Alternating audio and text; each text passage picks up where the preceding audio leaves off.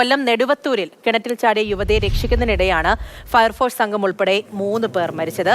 രക്ഷാപ്രവർത്തനത്തിനിടെ ഈ കിണറിന്റെ കൈവരി ഇടിഞ്ഞായിരുന്നു അപകടമുണ്ടായത്.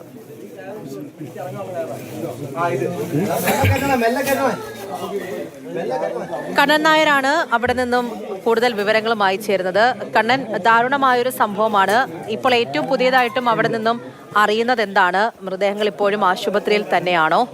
ഈ ഫയർഫോഴ്സ് അംഗങ്ങൾ ഉൾപ്പെടെ അവിടെ ഉണ്ടായിരുന്നവരുണ്ട്, ഈ യൂണിറ്റിലെ പ്രധാനപ്പെട്ട അധികൃതർ ഉൾപ്പെടെ ഇപ്പോൾ എന്താണ് പറയുന്നത്?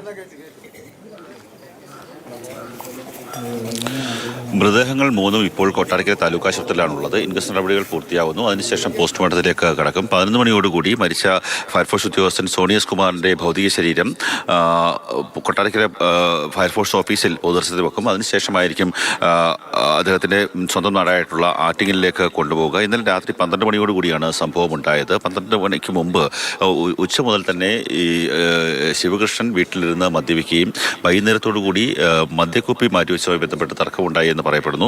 അതിന്റെ പേരിൽ ഈ അർച്ചനയെ മർദ്ദിച്ചു. അതിന്റെ ദൃശ്യങ്ങളടക്കം പുറത്തു വന്നിട്ടുണ്ട്. അർച്ചന തന്നെ മൊബൈലിൽ ചിത്രീകരിച്ച ദൃശ്യങ്ങളാണ്. തനിക്ക് മർദ്ദനമേറ്റു, അതായത് കുട്ടിയുടെ ചുണ്ടിലും മുഖത്തുമൊക്കെ തന്നെ രക്തം വാർന്നിരിക്കുന്ന ഒരു ദൃശ്യമാണ് പുറത്തു വന്നിട്ടുള്ളതും. അതിനുശേഷം വീണ്ടും രാത്രി 12 മണിയോടുകൂടി അർച്ചനയെ മർദ്ദിക്കുകയും അതിനുശേഷം അവർ നമ്മൾ ഈ കാണുന്ന ദൃശ്യങ്ങൾ കാണുന്ന കിണറ്റിലേക്ക് ചാടുകയുമായിരുന്നു. അതിലേറ്റവും എടുത്തു പറയേണ്ടത് ഫയർഫോഴ്സ് ഉദ്യോഗസ്ഥർ വന്ന് കിണറ്റിലേക്ക് ഇറങ്ങി അവരെ വലയിലാക്കി രക്ഷിക്കാൻ വേണ്ടി മുകളിലേക്ക് വരുന്ന സമയത്താണ് ശിവകൃഷ്ണൻ തന്നെ വന്ന് അവിടേക്ക് സമീപത്തേക്ക് വരികയും ഇതിന്റെ കൈവരി തകർന്ന് താഴേക്ക് വീഴുകയും ചെയ്ത് പഞ്ചായത്ത് അംഗമടക്കമുള്ള ആൾക്കാരുണ്ട്. എന്താ ഈ ഇവിടുത്തെ ഒരു അവസ്ഥ എന്തായിരുന്നു? കുറേ കാലമായിട്ട് ഇവിടെ താമസിക്കുന്നതാണോ?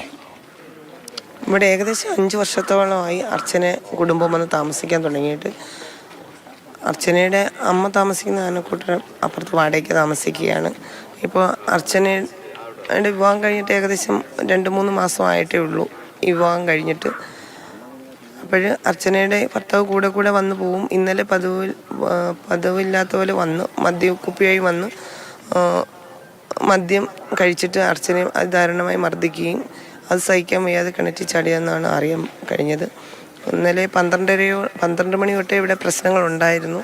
എങ്കിലും 12:30-ക്കൊക്കെ പ്രശ്നങ്ങൾ ഉണ്ടാവുന്നു എന്ന് നാട്ടുകാർ വാർഡ് മെമ്പറിനെ വിളിച്ച് അറിയിച്ചായിരുന്നു. ഏകദേശം 1:15 ആകുമ്പോഴാണ് കിണറ്റിൽ ചാടിയെന്നാണ് അറിയാൻ കഴിഞ്ഞത്. അപ്പോൾ തന്നെ ഫയർഫോഴ്സ് ഉദ്യോഗസ്ഥരെ അറിയിപ്പിച്ച് അദ്ദേഹവും വന്നു. അവരെല്ലാം വന്നു ജീവൻ രക്ഷിക്കാൻ വേണ്ടി ഫയർഫോഴ്സ് ഉദ്യോഗസ്ഥനെ ഇറങ്ങിയപ്പോഴാണ് അദ്ദേഹം അതിദാരുണമായി മരണപ്പെട്ടത്. അദ്ദേഹത്തിൻ്റെ തലയിൽ കട്ട വീണ് തല പൊട്ടിയതായിട്ടാണ് അറിയാൻ കഴിഞ്ഞത്.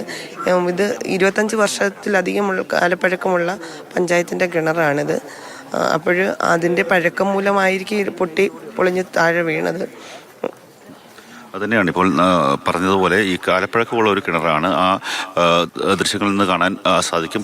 വലിയ ചെങ്കല്ല് കെട്ടി അതുപോലെ തന്നെ പാറ കെട്ടിയ ഒരു കിണറാണ്. ആ കിണറിൻ്റെ ഭാഗത്ത് നിന്ന സമയത്ത് ഉണ്ടായ ഒരു അപകടമാണ്. അവിടെയൊക്കെ പോകരുത് എന്ന് ശിവകൃഷ്ണനൊക്കെ പറഞ്ഞതാണ്. നല്ല ആഴമുള്ള കിണറാണ്. ആ കിണറ്റിൽ നിന്ന് അവരെ നല്ല രീതിയിൽ ആഴമുള്ള കിണറാണ്. അവരെ വലിച്ച് മുകളിലേക്ക് കയറ്റാൻ ഏതാണ്ട് 1-2 മിനിറ്റുകൾ ഉണ്ടായിരുന്നെങ്കിൽ ചിലപ്പോൾ അർച്ചനയെ രക്ഷിച്ച് മുകളിലേക്ക് കൊണ്ടുവരാമായിരുന്നു. പക്ഷേ അതിൻ്റെ ആ പ്രവർത്തനം നടക്കുന്ന സമയത്താണ് ശിവകൃഷ്ണൻ അവിടേക്ക് എത്തുകയും അയാളെ വലിച്ചുകൊണ്ട് ഈ ബാക്കിയുള്ള പാറയും അതുപോലെ തന്നെ ചെങ്കൽ കട്ടകളുമൊക്കെ തന്നെ താഴേക്ക് പതിക്കുകയും ചെയ്തത് ഏറ്റവും ദാരുണമായിട്ടുള്ള ഒരു സംഭവം എന്ന് പറയുന്ന ആ ഫയർഫോഴ്സ് ഉദ്യോഗസ്ഥൻ്റെ ഒരു മരണമാണ്. ജീവൻ രക്ഷിക്കാൻ വേണ്ടി എത്തിയ ഒരു വ്യക്തിയാണ്. ആ മനുഷ്യൻ്റെ ജീവൻ നഷ്ടമായിരിക്കുന്നു. ഒരു അശ്രദ്ധ അല്ലെങ്കിൽ ഒരു എടുത്തിയാട്ടം എന്ന് തന്നെ പറയേണ്ടി വരും. ശിവകൃഷ്ണൻ്റെ ഭാഗത്തു നിന്നുണ്ടായ ഒരു പ്രശ്നമാണ് ഇത്തരത്തിലുള്ള 3 മരണത്തിലേക്ക് കാര്യങ്ങൾ നയിച്ചത്. കണ്ണൻ നായരാണ് അവിടെ നിന്നും വിവരങ്ങൾ നൽകിക്കൊണ്ടിരിക്കുന്നത്.